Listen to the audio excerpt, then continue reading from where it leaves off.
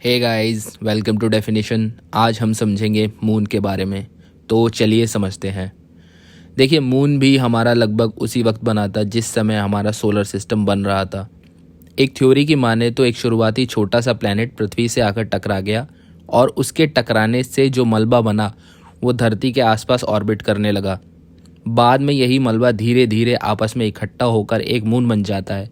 तो मून क्या है? मून एक नेचुरल सैटेलाइट है और धरती से लगभग 3,84,400 किलोमीटर की दूरी पर है। मून अर्थ के अराउंड सेम टाइम में रोटेट करता है और सेम टाइम में रिवॉल्व करता है, और वो सेम टाइम है अप्रॉक्सीमेटली 27 डेज। तो चलिए समझते हैं किस तरीके से मून अर्थ के अराउंड रोटेट और रिवॉल्व सेम टाइम में करता है। तो जैसा कि आप देख सकते हैं, हमारे पास डायग्राम है एक। ये है हमारा सन और यहाँ पर है हमारी अर्थ और बाकी है ये हमारा मून। तो चलिए सबसे पहले समझते हैं कि रोटेशन किसको बोलते हैं। कि रोटेट, तो रोटेट का मतलब होता है जब मून अपनी ही एक्सिस पर घूमता है तो उसको बोलते हैं रोटेशन। यहाँ पर मून की जो पोजीशन है वो अर्थ के अराउंड चेंज नहीं हो रही, वो एक ही जगह पे है लेकिन अपनी एक्सिस पे रोटेट कर रहा है। अब रिवॉल्यूशन किसे बोलते हैं? रिवॉल्यूशन का मतलब होता है जब मून अपनी पोजीशन चेंज कर रहा है। जैसे कि पहले यहाँ पर है, फिर वो यहाँ पर है, फिर वो यहाँ पर है, फिर यहाँ पर है। तो इस तरीके से अर्थ के अराउंड वो अपनी पोजीशन चेंज कर रहा है, इसे हम कहते हैं रिवॉल्यूशन। तो मून क्या कर रहा है? रिवॉल्व कर रहा है। क्योंकि मून अर्थ के अराउंड 27 दिन लगाता है रोटेट करने में और 27 ही दिन लगाता है उसके अराउंड रिवॉल्व करने में। इसी वजह से हमें हमेशा मून की सिर्फ एक ही साइड दिखाई देती है और हमें उसकी दूसरी साइड दिखाई नहीं देती। तो चलिए समझते हैं इसको एक सिंपल से कॉन्सेप्ट के थ्रू। जैसे कि आप देख सकते हैं कि यहाँ पर ये एक ऑर्बिट है, ये मून की ऑर्बिट है। तो ये मून की ऑर्बिट को कंप्लीट करने के लिए 27 डेज लगते हैं, यानी कि मून को रिवॉल्व करने के लिए अर्थ के अराउंड 27 डेज लगते हैं और अपने एक्सिस पे घूमने के लिए भी 27 डेज लग रहे हैं। तो इसको कैसे समझते हैं? तो हम इसको समझने के लिए इस ऑर्बिट को क्वाड्रेंट में बांट लेते हैं।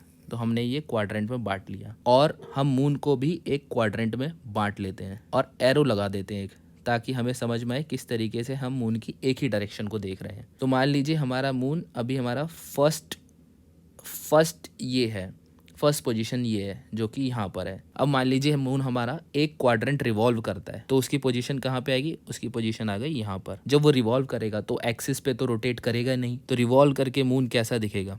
रिवॉल्व करके, सिर्फ रिवॉल्व करके मून ऐसा दिखेगा और उसका एरो यहाँ पर रहेगा। उसकी पोजीशन यहाँ से यहाँ शिफ्ट हो गई है लेकिन उसका एरो वहीं के वहीं है, लेकिन सेम टाइम में उसको रोटेट भी करना है। तो अगर रोटेट करना है तो हमारा एक क्वाड्रेंट कितना है मून का? एक क्वाड्रेंट ये है। तो एक क्वाड्रेंट जब वो मूव करेगा तो उसका एरो कहाँ पे आ जाएगा? उसका एरो आ जाएगा नीचे। एक क्वाड्रेंट मूव किया, क्योंकि सेम टाइम में उसको रोटेशन और रिवॉल्यूशन दोनों कंप्लीट करनी है। तो जब यहाँ पे आ जाएगा तो हमें इसे रिमूव करके कैसे दिखाना पड़ेगा?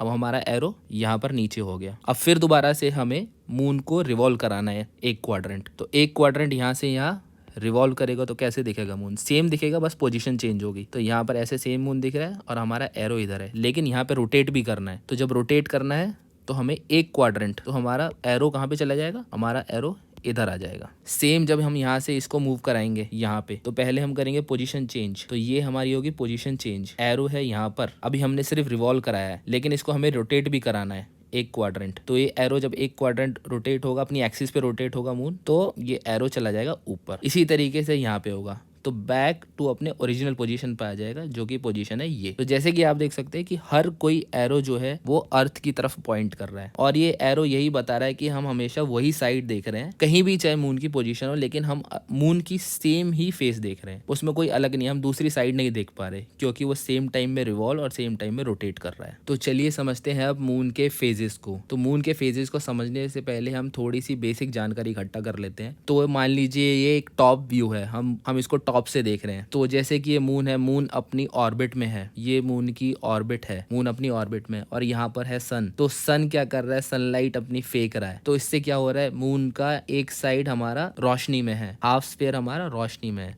तो जो आपको ये पूरा वाइट वाइट दिख रहा है ये सब रोशनी में है, ये सनलिट है। दूसरी इसमें इंपॉर्टेंट बात ये है कि जहां से भी हम मून को देखेंगे, हम धरती पर हैं, तो हमारी लाइन ऑफ साइट क्या है? हम मून को इस तरीके से देख रहे हैं तो मून को हमें ये वाला स्फीयर दिखाई दे रहा है, यहाँ पर हमें मून को ये वाला स्फीयर दिखाई दे रहा है, तो हमें मून को ये इतना हिस्सा दिखाई देगा। यहाँ पे रहेंगे तो हमें ये इतना वाला सामने से ये वाला स्फीयर दिखाई देगा, यहाँ पे ऐसे दिखाई देगा ये वाला स्फीयर। तो चलिए शुरुआत करते हैं फर्स्ट स्टेज से। फर्स्ट स्टेज है हमारी ये, तो ये वाला एरिया हमारा जो है ये सनलिट है, लेकिन हम देख रहे हैं अर्थ से, तो हमें कौन सी साइड दिख रही है, हमें दिख रही है ये साइड। ये साइड हमारा क्या है, डार्क, तो हमें कुछ भी मून नहीं दिखेगा। तो इस वाली फेस को क्या बोलेंगे हम, न्यू मून। न्यू मून का मतलब क्या है, अभी मून स्टार्ट हुआ है निकलना, अभी उसका बर्थ हुआ है, इसलिए हमें वो पूरा दिख नहीं रहा, इसलिए इसको बोलते हैं न्यू मून। दूसरी हमारी स्टेज है ये, तो सेम यहाँ पे हमारा ये सनलिट है, हाफ सनलिट है, लेकिन हम देख रहे हैं इधर से, क्योंकि उनने अपनी पोजीशन चेंज कर ली है। तो हमारा लाइन ऑफ साइट आएगा ये। तो लाइन ऑफ साइट में हमारा कौन सा सनलिट आ रहा है, लाइन ऑफ साइट में हमारा सिर्फ ये वाला सनलिट आ रहा है। ये वाला सनलिट हमें नहीं दिख रहा क्योंकि ये बैक साइड पे है। जिस तरीके से यहाँ पे हमें नहीं दिख रहा था बैक साइड में सनलिट, उस तरीके से हमें यहाँ पे ये वाला सनलिट नहीं दिख रहा, तो इसलिए हमें ये वाला नहीं दिखेगा और सिर्फ इतना ही सनलिट एरिया दिखेगा। तो अगर इसको हम फ्रंट व्यू से देखेंगे, आप इमेजिन करके देखिए, तो हमें ये क्रिसेंट शेप में दिखेगा, एक बनाना शेप में दिखेगा। तो इसको हम बोलते हैं waxing crescent, waxing crescent shape.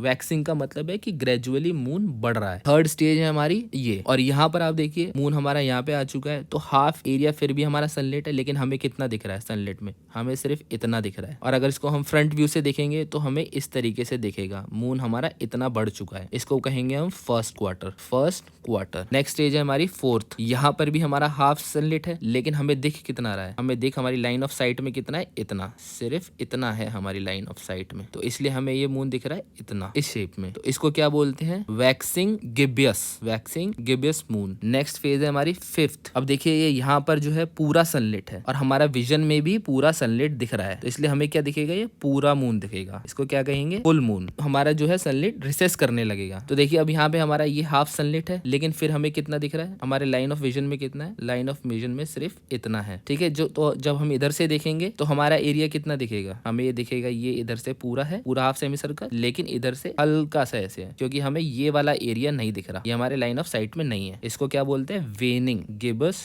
Moon. Same हमारा ऐसे है, ये फिर हमारा सनलाइट है, लेकिन हमें दिखेगा क्या, सिर्फ इतना। तो अगर हम देखेंगे इसको फ्रंट व्यू से तो हमें ये दिखेगा ऐसे। ऐसे क्यों दिखेगा, क्योंकि हमारी जब हम इधर से देखें तो हमारी लेफ्ट साइड ये होगी, तो लेफ्ट साइड में ये इस तरीके से आएगा और राइट साइड हमारी स्ट्रेट लाइन, क्योंकि ये इस तरीके से आएगा। ये फिफ्थ हो गया, ये सिक्स्थ हो गया हमारा, ये सेवंथ है, ये एट। सेम ऐसे ही होगा। फिर हमारा साफ सनलाइट है, लेकिन हमारे लाइन ऑफ साइट में कितना आ रहा है, हमारे लाइन ऑफ साइट में सिर्फ इतना आ रहा है, इतना से एरिया आ रहा है। तो ये भी क्या है, क्रिसेंट है, तो ये भी क्रिसेंट शेप ही बनेगा। तो इसको कहेंगे हम वेनिंग क्रिसेंट। देन अगेन हमारी फाइनल स्टेज आ जाएगी और यहाँ पर फिर दोबारा से हमारा ये वाला एरिया पूरा सनलाइट रहेगा और ये वाला हमें नहीं दिखेगा और ये डार्क हो जाएगा। तो फिर दोबारा से हमारी आ गई न्यू मून। इस तरीके से मून के फेजेस होते हैं और ये उनके नाम है। उम्मीद है आपको ये डायग्राम के थ्रू थोड़ी क्लैरिटी मिली होगी कि किस तरीके से मून के शेप्स बदलते रहते हैं, किस तरीके से रोटेशन और रिवोल्यूशन सेम होने की वजह से हमें हमेशा मून की सेम ही साइड दिखती है। मिलते हैं नेक्स्ट वीडियो में नए डेफिनेशन के साथ, तब तक के लिए take care and thank you.